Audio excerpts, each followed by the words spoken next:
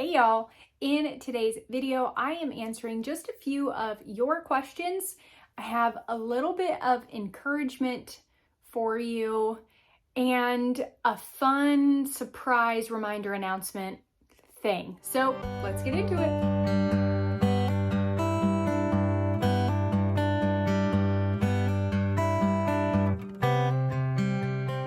All right, let's start with the reminder announcement before I get into the rest of the video.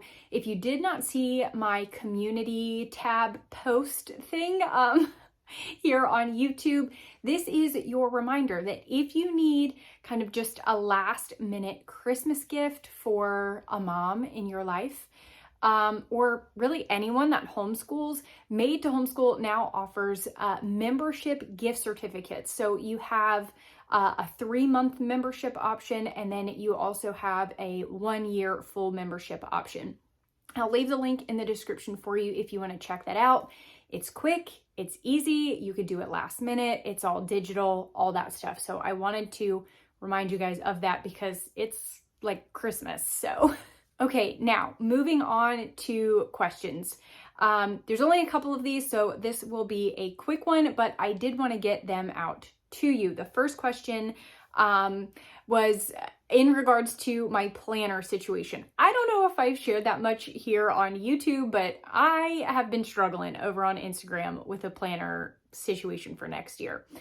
What I have landed on is the Passionate Penny Pincher planner, which should be arriving any day now.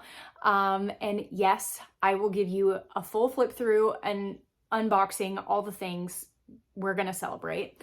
But it is definitely more of a mom home planner than it is a homeschool planner. So I don't know what that's going to look like. I don't know. I think I have a pretty good rhythm as far as keeping track of things I need to for the state. I don't necessarily have to show my planner for legal purposes, but I do like to keep track of things. And I think I have enough space there to do it. Anyway, I am going to go with that. And if I need to, then maybe I'll just get like a simple, small, like just a very straightforward planner, just pick it up at Walmart or Target or something that's strictly for homeschool. If I find that I actually do need them separated out, I may do that. Okay, on to question number 2. How do we manage independent reading? So what does independent reading look like for us? It's gonna probably look a little bit different this year because I want to put a little bit more emphasis on it. But what worked for us in the past was I would assign my daughter a book, generally related to the unit study that we were working on. Since our schedule is going to look much different next year, again, the reading is going to be a little bit different, but nonetheless, the same kind of idea. I will have books assigned to her that she must complete with reading 30 minutes a day. So every day she reads 30 minutes for a book that I have assigned.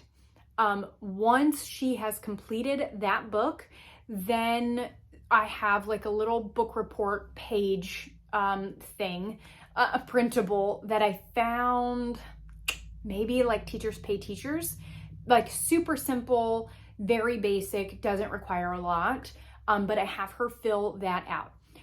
Once she is done with that, she still has to continue the 30 minutes of reading, but she's welcome to choose a fun book until we get to our next unit, which then she would have another assigned reader. That's how we've done it the last couple of years, and that worked good. And for the fun book, I also have her do a book report at the end as well. Okay, number 3 is a big one. This question was something along the lines of recommendations or tips on how to have time to yourself as a homeschooling mom of 1. I feel like maybe I have done a video or 2 here on YouTube. I will go back through. It's hard to remember because I've done so many, but I feel like there's been one that I've touched on this, but if I can find it, I will leave it in the description for you so you can go there and check it out. I know 100% just a couple of months ago, I did an entire workshop on this in the Made to Homeschool community. So if you are a member there, you have access to that. Now, you don't get the live Q&A portion at the end because it's not live, but you absolutely can go back and watch the workshop, and I talk about all of that, my tips and tricks and things. The biggest thing that I can tell you is it's okay for your kids to be bored. You do not have to provide constant entertainment for them.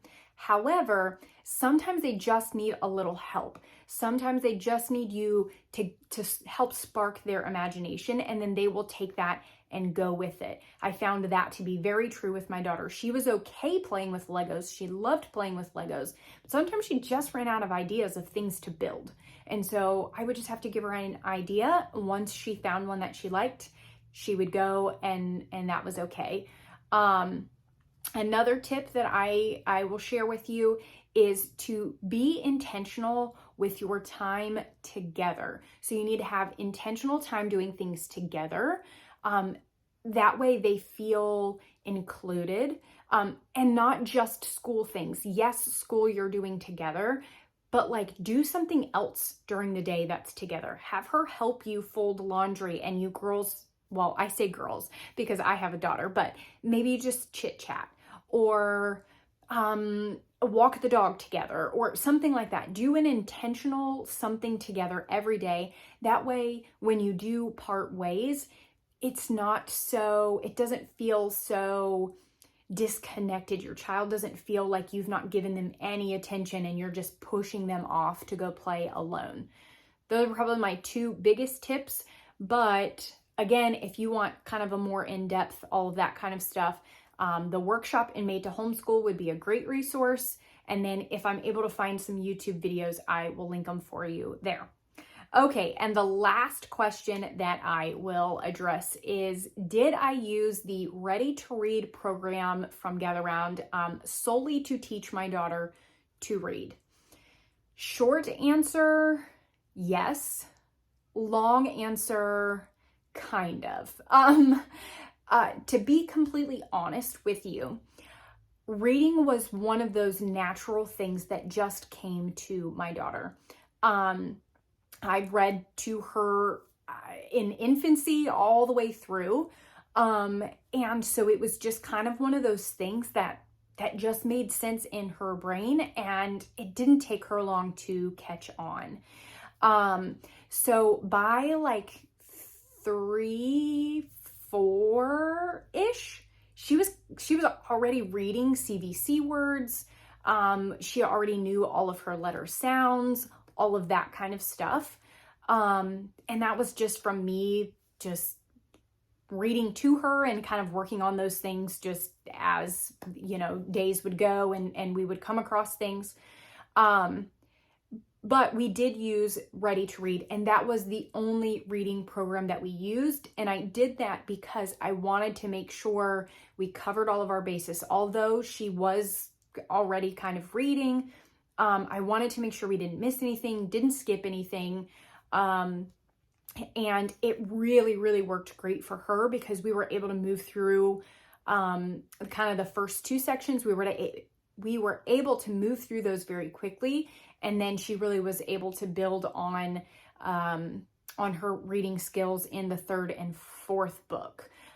So yes, we did use only that, but that was one of those things that it just kind of worked for her and made sense to her.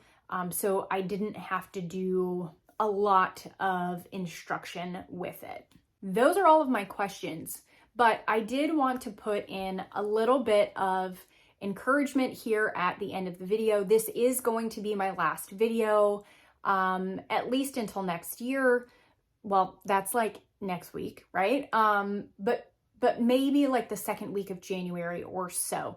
I am going to take at least a week off, maybe 2 weeks. So I wanted to just leave you with a little bit of encouragement for those of you who, like myself, are dealing with grief through the holidays. Just want you to know that obviously you are not alone. Mine is very recent, in like we're talking less than 6 months. And so this is our first Christmas, was our first Thanksgiving, all of that stuff. And it's okay for it to be hard. It's okay for it to not be as enjoyable as you had hoped that it would. But also it's okay if it is. It's okay if you are enjoying your holiday season and your family time and all of that stuff. You don't feel like you have to be sad, and that you can't enjoy the enjoyable moments. I think sometimes we put that pressure on ourselves, like, this should be kind of a sad time, but also it's a really happy time. Those feelings do not have to be mutually exclusive. You can feel the sadness of loss while also enjoying the time and the family that you have with you. There's been one verse over the last, I don't know, probably 2 weeks, that have just been really sticking with me and sticking out to me. And I just keep repeating in my head, and it's popular. It's a well-known verse, but I just wanted to remind you of it because it is it's what I've been holding on to for the last couple of weeks. And what I imagine I will still be holding on to in the weeks to come. And so I hope that it provides a bit of encouragement to you. So it's Matthew 11:28 through 30. Come to me, all who are weary and burdened, and I will give you rest. Take my yoke upon you and learn from me, for I am gentle and humble in heart, and you will find rest for your souls. For my yoke is easy and my burden is light. Just remember that God knows, Jesus knows what it was like to be sad. He knows grief, and he knows what you are going through.